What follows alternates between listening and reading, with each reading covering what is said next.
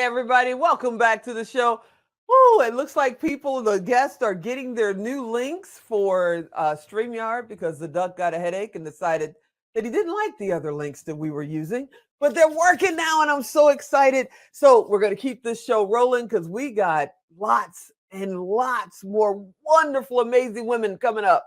And coming up next is this fantastic woman who's going to teach us how to tap into our hidden power. Amanda, are you out there? I'm here. How awesome! Yes. Awesome. I'm so glad you got the link. Oh my goodness. Oh my goodness. Yes, I was about to pop in to my little studio, and my assistant goes, "Oh, by the way, there was a new link." I'm like, "Oh, thank goodness you checked my email this morning. It's been a crazy morning." So perfect. I thank you so much. Now, you're an emotional freedom mentor. Yes. What does that mean? Well, I had spent many years really struggling with my emotions, just for various reasons, life reasons that had happened to me. And I've really come about in the last several years of creating modalities and ways of really helping people release their emotions. You know, a lot of our pent-up emotions come from trauma that we've had over our lifetime. And when that happens, a lot of times we feel out of control. We feel like we're triggered at every turn. And so the idea behind being having emotional freedom is really having the awareness that you've got that stuff kind of bottled up inside and giving you ways to release that so that when those seeming triggers come into your life, you can get to a point where they don't trigger you anymore, that you have a kind of a grown-up awareness of where those triggers were coming from. And when you release the emotions behind that, when you release the energy behind that, then they no longer trigger you. So it's a really powerful place to be. Now, you're an author as well, correct? That's correct. Yes. Now, why did you write the book Feel Better in 5 Minutes? Feel better? How? How do you feel better in 5 minutes? Other than maybe eating ice cream. That would make me feel, never mind. Okay, go ahead. I'm thinking of lunch. A really good question. And you definitely can feel better in 5 minutes. And I've been doing energy work for about 16 years now and working with different clients, helping them to improve their energy system, release trauma, get to emotional freedom. And when the pandemic started in 2020, there were a lot of people on my Instagram feed that were upset. You know, some people were like, I'm day drinking now. I'm making a joke of it. Or, you know, I'm hiding in a hole. I'm scared. I'm feeling all this emotion and I don't know what to do with it. Is it mine? Is it someone else's? And so I started putting information up about being an empath and how you may be absorbing other people's emotions. And so that started getting me really thinking about where does all of that come from and all of the things that I'd learned over the years with my clients. And I started writing them down. And I thought, oh, I'm just going to write, you know, a little bit here, a little bit there. And the more I started writing, the more I realized this is a book. And I knew I had a book in me and it just started coming out. And it took me about a year to write it and get it done and really get it in a format that I felt like people could look at the stories in there and say, oh my gosh, I can relate to that. That's me. And then give them actionable steps and tools to start clearing those emotional states out so they can gain emotional freedom. There's somebody right now. I have 5 other questions, probably 10 that I want to ask, but I know right now there's someone looking and saying, I want to write a book. I've been writing notes. I think it's a book. When did that trigger that it's a book? And how did you go from just writing notes and getting your thoughts out to actually making the commitment, I'm going to do this book? Well, that's a great story. And I think a lot of people can relate to this. You know, when we start on an endeavor and we're excited and we feel like the endeavor's got legs and we're like, oh, I'm going to write a book or I'm going to create this course or I'm going to do this painting or whatever it is, the excitement starts and we start getting all these ideas and then doubt sets in. So what happened to me personally is in 2016, I started writing down all of my client stories and I didn't know how I was going to put that in a book format, but I just wrote down about 35 of my most interesting client stories. And then I got stuck. I got super stuck. And I was trying to figure out, well, okay, these stories are great, but how do you make them actionable? How is it anyone is really going to gain anything from these?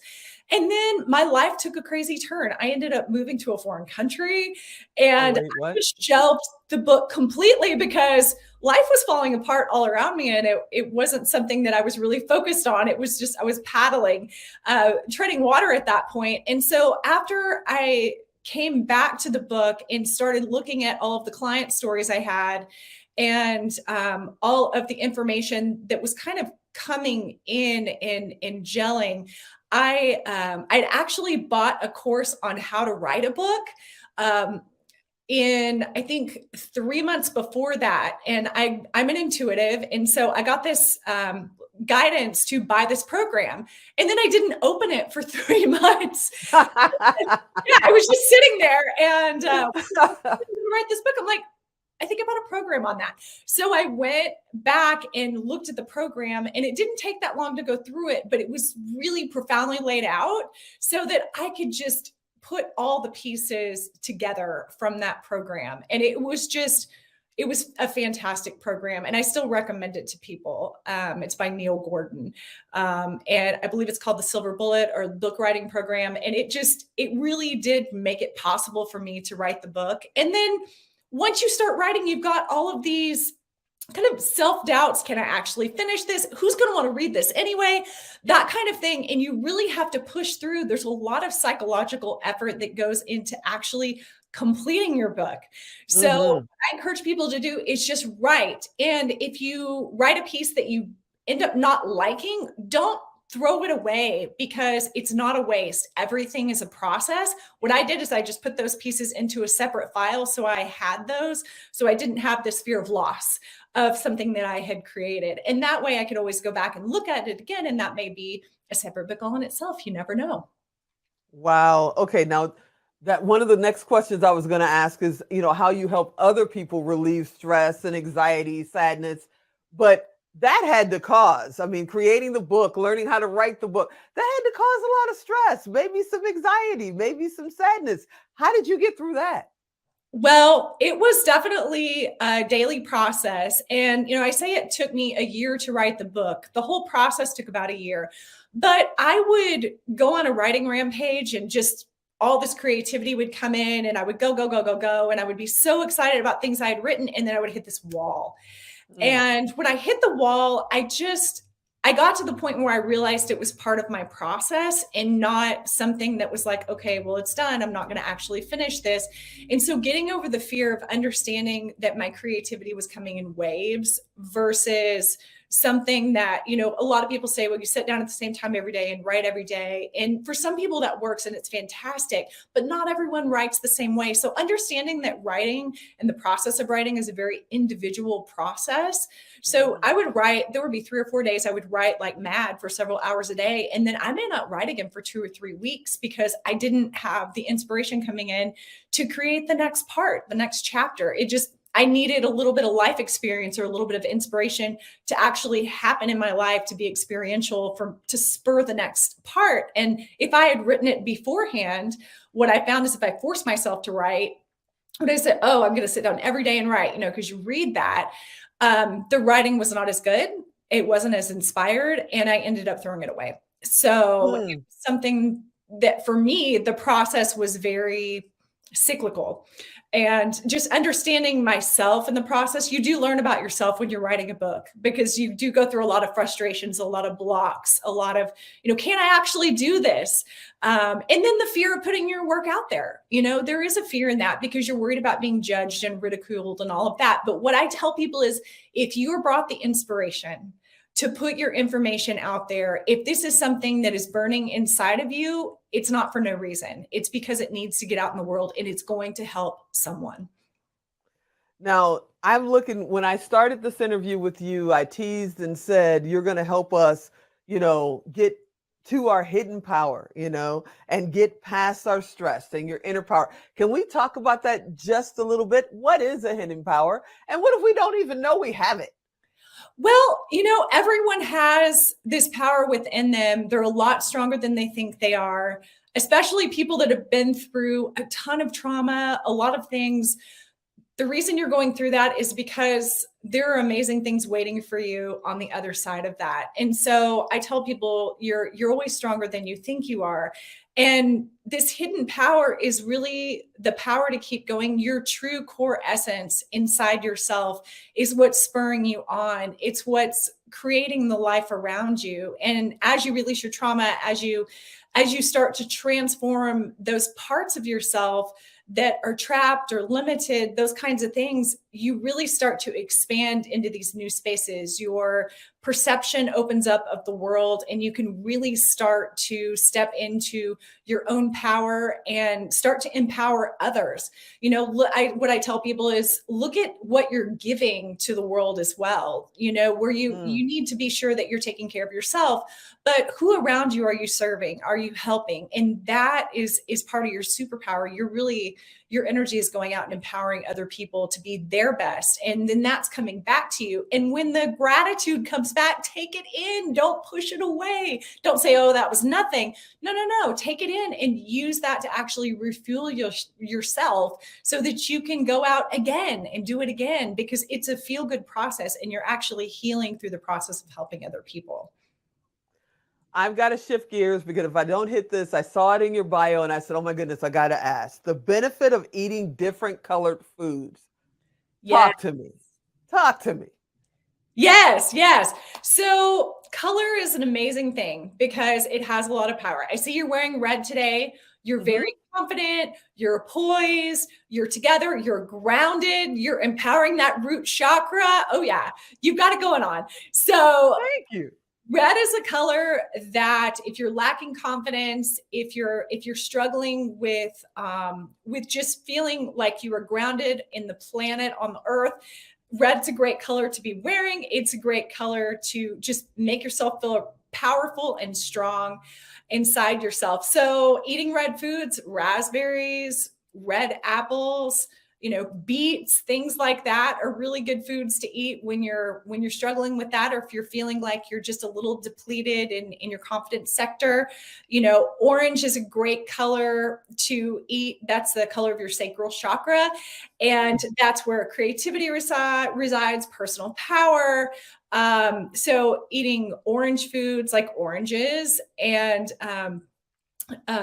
like passion fruit, things like that are good fruits to eat for that. And it also, it just works synergistically with your body. And if you can't find those foods, a lot of times I encourage people to get a glass that is that color and set it in the window with some water in it for just a little while, and then drink that, which sounds weird, but it really imbues the water with the energy of that color.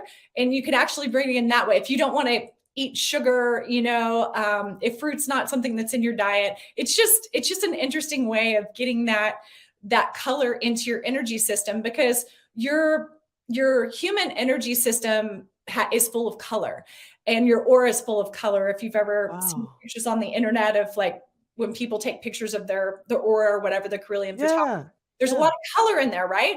And so when we have trauma and we have all these things going on that really limit our energy system, what happens is those colors get dulled and they get depleted.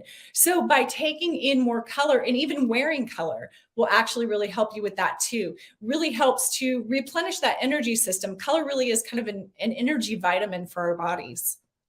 That's amazing. Okay, I could sit here and talk to you all day. I hope you'll come back and do a full interview outside of International Women's Day, because the information you provide is fantastic. I just want to sit here and chat. But Ms. Woods, it's sitting in there, waiting for the next interview. So I can't hold on. Of course. But I got to ask you before I let you go, what does International Women's Day mean to you? International Women's Day is really a opportunity for women to have a voice all over the world, really feel empowered, really understand that by lifting each other up, we can move mountains. And the woman has the ability to create life, and really taking that in and taking that to heart, because we're not only creating life and have the ability to create life, but also inspire life as well. So I encourage every woman to be strong, inspire life, and just go out and conquer the world. I can't think of a better way to end this interview. Amanda, you are amazing. I can't wait to talk to you again, and I hope you enjoy the rest of your International Women's Day. Thanks for being on. Thank you. Bye-bye. Bye.